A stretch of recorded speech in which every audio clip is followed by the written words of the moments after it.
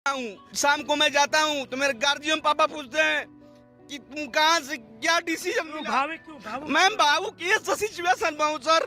मेरे पापा 10 लाख रुपए लगाए बीटेक करने में, मेरे लिए इसलिए पापा 10 लाख रुपए लगाए थे कि मेरे लड़का का जॉब हो जाएगा। मैं 2019 से इस आंदोलन में कार्यरत हूँ और मैं बहाली के लिए मतलब प्रयास कर रहा हूँ।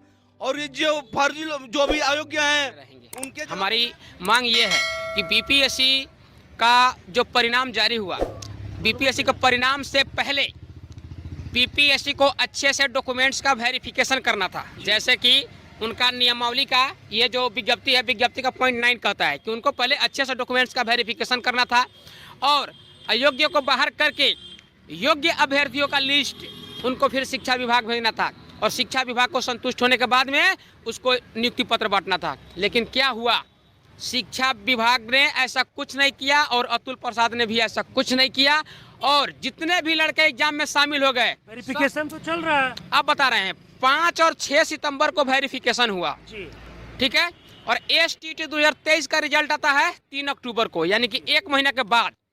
तो 5 और 6 सितंबर को जो डॉक्यूमेंट्स का वेरिफिकेशन हुआ वो एसटीटी वाले कैसे घुस गए, वो क्या दिखाएं, वो अपना क्या पेपर दिखाए एसटीटी की जगह पे। एसटीटी 19 तो उनका था नहीं, तो क्या दिखा करके वो ये चला गया, नियुक्ति पत्र ले लिया। कहीं ना कहीं ये फर्जीवाड़ा हुआ है, तब तो अब जाकर के उनको स्कूल से निकाला जा रहा है। ये देखिए ये लड़की, ये 2023 वाली ये लड़की है जयप्रभा, वो कैसे नियुक्त हो गए, बीपीएससी कैसे उनको नियुक्ति पत्र दिया गया। तब आप लोग क्यों बैठे आंदोलन पे? ये बात वही है ना कि उनको पहले तो नियुक्त ही नहीं करना चाहिए था ना। अगर वो फर्जी जो नियुक्त हुए तो कहीं ना कहीं हम सब अभ्यर्थियों का सीट पे नियुक्त हुए, हम लोग का सीट मारा गया। अब क्या कीजिएगा ये बताइए? लगातार हम लोग सत्याग्रह कर रहे हैं, हमारी सरकार से एक ही मांग है, बातें नहीं सुनी जाएगी तो बातें तो सुनना ही पड़ेगा, क्यों नहीं सुनना पड़ेगा? एकदम सुनेंगे। हम लोग सत्याग्रह कर रहे हैं, लगातार करेंगे, अनवरत आंदोलन चलाएंगे, कोर्ट भी जाएंगे, कोर्ट भी जाइएगा बिल्कुल, और चुनाव में सरकार का विरोध भी करेंगे। क्या चुनाव में एकदम जगह जगह जनता को जागरूक करेंगे। देखिए कैसे हम लोग का हक मारा गया है, कर्तव्य कैसे फर्जी को बहाल किया गया है। जो बीपीएससी ने जो कुकृत किया वो सारा हम समाज में जाकर के रखेंगे। ये सब अतुल प्रसाद ने और ये श्री के पाठक ने दोनों मिलकर के हम लोगों के भविष्य के साथ खिलवाड़, बड़ा आरोप लगा रहे हैं। एकदम बहुत बड़ा आरोप किया। बताइए ना, इसको नियुक्ति कौन कर दिया, आरोप क्या बात है, बताइए इसको नियुक्त कौन किया। ये जो अभी 40 को बिहार शरीफ में निकाला गया है, देखिए यहाँ कंप्यूटर में एसटीटी नहीं है, एसटीटी नहीं है, एसटीटी नहीं है, ऊपर में सीटेट नहीं है, सीटेट नहीं था, स्टेट नहीं था। आप क्यों नियुक्त किए? आपको कितने अधिकार दिया था उसको नियुक्त करने का?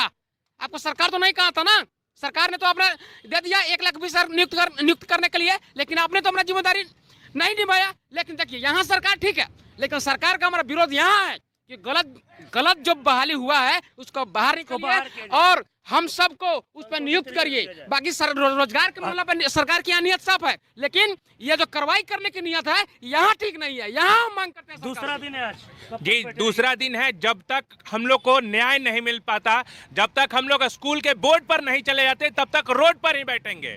और गलती कहाँ हुई है अतुल प्रसाद से, शिक्षा विभाग से, डॉक्यूमेंट वेरिफिकेशन करते वक्त अगर जो अयोग्य बच्चे थे उनको छांट लिया जाता तो आज हम लोग योग्य बच्चे जो रोड पर मजबूर हैं बैठने के लिए, वो किसी स्कूल के बोर्ड पर पढ़ा रहे होते। लेकिन उनकी गलतियों की सजा आज हम लोग को मिल रहा है। इसीलिए मैं अतुल प्रसाद, बीपीएससी, शिक्षा विभाग और नीतीश सरकार से ये मांग करता हूं कि जल्द से जल्द सेकेंड रिवाइज रिजल्ट जारी करे, जिससे जी बिल्कुल संशोधित है, जिससे जो योग्य बच्चे आज रोड पर हैं वो बोर्ड पर चले जाएं। देखिए और भी कुछ लोग हैं, क्यों बैठे हैं ये बताइए, क्यों बैठे हैं आप लोग? सर आपके चैनल के माध्यम से मैं हम्बल रिक्वेस्ट करना चाहता हूं, माननीय अतुल प्रसाद सर, मेरे गार्जियन पूर्वक हैं। मैं आंदोलन में तो आता हूं, मैं डीओबी कटअप से हूं, लेकिन मैं जब भी घर जाता हूं, ये दूसरा दिन है, मैं प्रॉपर घर, मैं अपना प्रॉपर जो अभी सिचुएशन में क्रिटिकल सिचुएशन में हूं, मैं आपसे बता रहा हूं कि घर शाम को मैं जाता हूं तो मेरे गार्जियन पापा पूछते हैं कि तुम कहाँ से क्या डिसीजन मिला। मैं भावुक ये सिचुएशन में हूँ सर। मेरे पापा 10 लाख रुपए लगाए बीटेक करने में। श्री तेजस्वी सर से कहना चाहते हैं कि लालू प्रसाद जी को हम लोग भगवान मानते थे, आज तेजस्वी सर हम लोग नहीं सुन रहे हैं। किया जा रहा है, जो लोग फर्जी तरीके से गए उनको बाहर किया जा रहा है, उसके बावजूद भी आप लोग क्यों बैठे?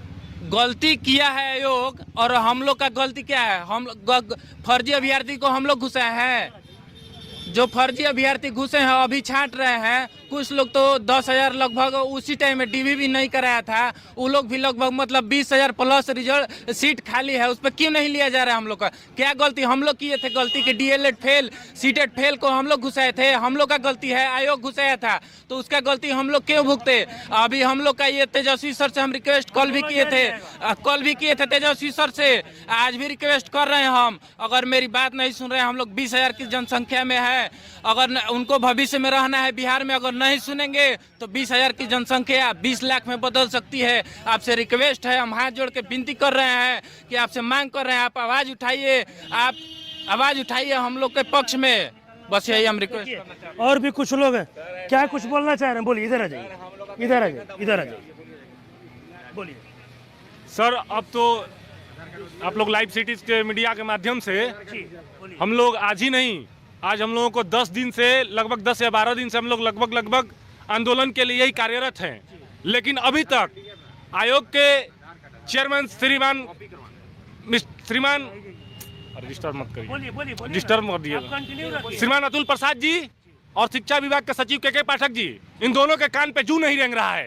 ये लोग समझ रहे हैं कि हम लोग बिहार का ऑटोक्रेटिक पावर हो गए हैं, जब लोग इन लोगों को पता नहीं कि इनके ऊपर भी कोई है और ये बेलगाम हो गए हैं और ये समझ रहे हैं कि हम जैसे चाहेंगे वैसे ही शिक्षा विभाग और वैसे ही आयोग काम करेगा। तो अब ऐसा नहीं होगा। सुन लीजिए मिस्टर अतुल प्रसाद जी, कान खोल के, और यही बात माननीय श्री के पाठक जी को भी मैं कह रहा हूँ। और मुझे ये नहीं समझ में आ रहा है कि ये दोनों लोग घोड़े जब बेलगाम हो गए हैं तो ये सरकार क्या कर रही है? ये बिहार सरकार और ये डिप्टी सीएम, क्या ये लोग भी कान में तेल डाल के सो गए हैं? क्या इनको दिखाई नहीं दे रहा है कि बीपीएससी Tier 1 के शिक्षक अभ्यर्थियों के साथ जो अन्याय हुआ है, डीवी के नाम पे